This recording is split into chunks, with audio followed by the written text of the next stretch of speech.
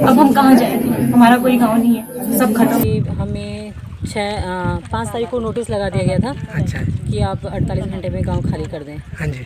तो 2 दिन बाद हमने गांव खाली कर दिया। हाँ तो उसके अगले ही दिन इन्होंने पानी भर दिया। और वो देखिए, वो जो है आम का जो पेड़ है।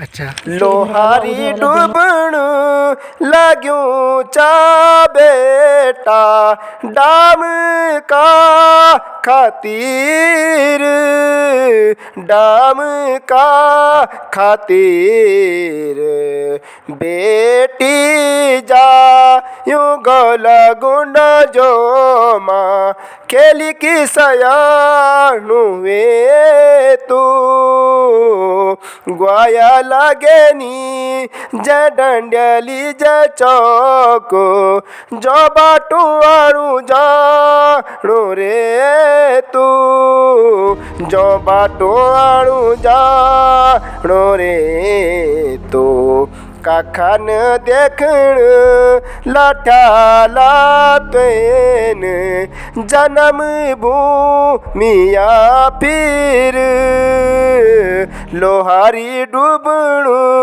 लाग्यूं चा बेटा डाम का खातिर। डूब गया गांव, डूब गई यादें, बिखर गए सपने, घर डूब गए, खेत डूब गए, खलियान डूब गए, जल में समा गया अपने गांव को देख सब लोग बिलख गए। दोस्तों, देहरादून से लगभग 70-80 किलोमीटर दूर जौनसार क्षेत्र का एक गांव लोहारी आज जलमग्न हो गया है। शहरों तक बिजली पहुंचाने के लिए सेम टीरी की तरह डूब गया। लगभग 90 परिवारों का ये गांव आज हर दिन डूबते अपने गांव को देख रो रहा है। गांव के सभी लोगों को प्राथमिक विद्यालय में शिफ्ट कर दिया और वहीं पर सब लोग रह रहे हैं। अब ससुराल में रही रही बेटियों ने सुना कि मायका डूब रहा है तो वह भी दौड़ पड़ी और पहाड़ों में डूब रही बचपन की यादों को समेटने के लिए वो भी रो पड़ी। देहरादून ज़िले का लोहारी गांव पहाड़ का एक और गांव जो देश के लिए जल समाधि ले रहा है, धीरे धीरे पानी में डूब रहा है। 120 मेगावाट क्षमता वाली 82 विद्युत परियोजना के लिए 634 मीटर ऊंचा बांध बनाया गया। यूं तो बांध का काम जून 2021 में ही शुरू हो गया था। पिछले हफ्ते गांव को अचानक ही 48 घंटों में गांव खाली करने का आदेश दे दिया और वह भी बिना विकल्प व्यवस्था की।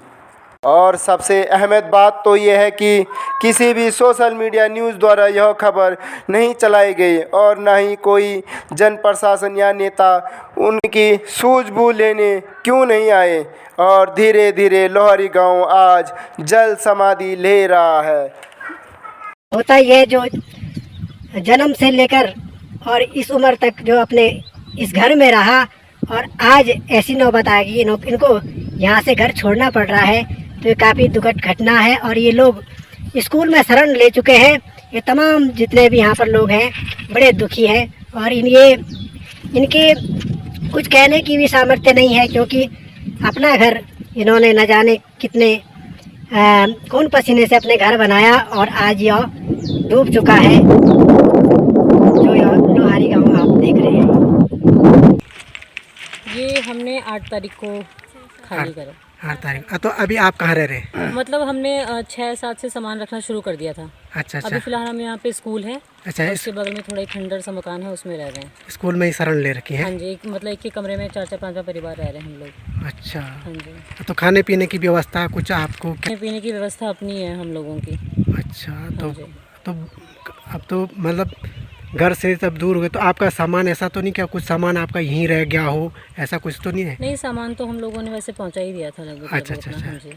तो अब सरकार की तरफ से खाने पीने की कोई व्यवस्था आपके लिए? नहीं, जिस दिन से हमें यहाँ से घर से ऐसे हमारा घर उजाड़ दिया गया है, हाँ। उस दिन से सरकार की तरफ से कोई भी शासन प्रशासन का कोई भी यहाँ पे कोई भी नहीं आया हमें देखने के लिए, कोई भी नुमाइंदा नहीं आया।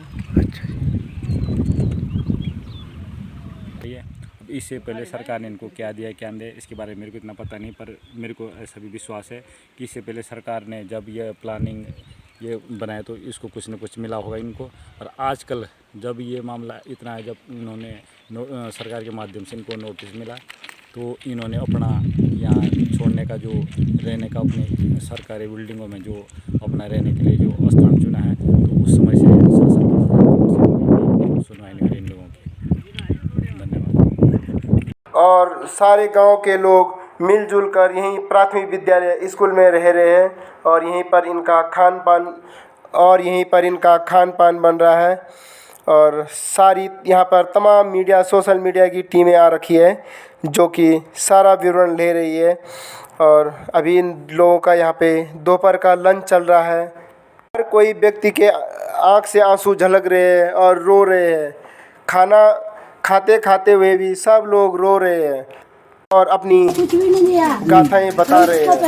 भगा दे, हमारा तो सिर के ऊपर चढ़ गया पानी, हम कहाँ जाए अब, हमारे बच्चे भी नहीं गए, सब चला गया, क्या करना अब, कहाँ जाए हमने, हमारे बच्चे बर्बाद हो गए।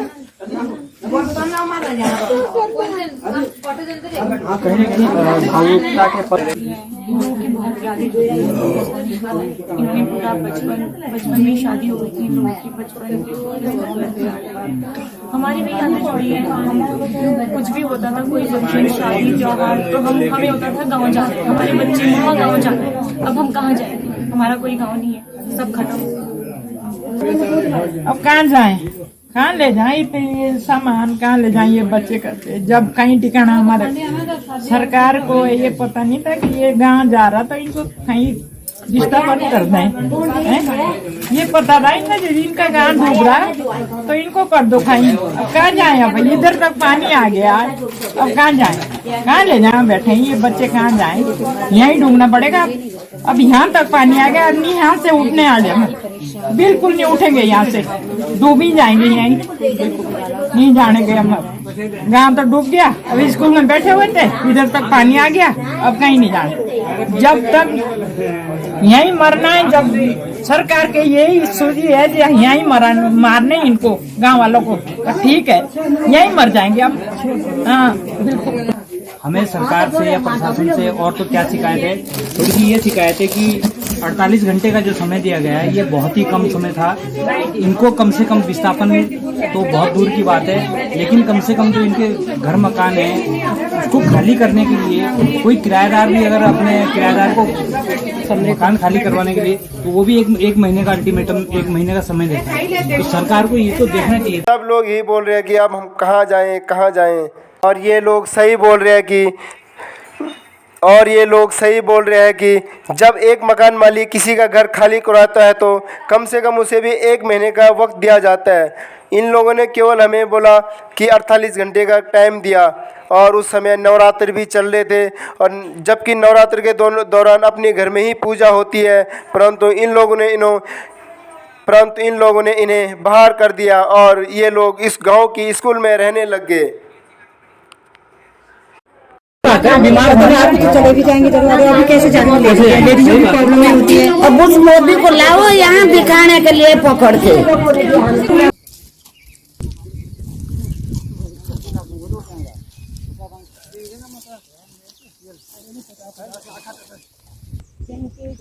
कटे भी नहीं थे, जो कैसा इन्होंने जल्दीबाजी में काटे, तो लोग खुशी से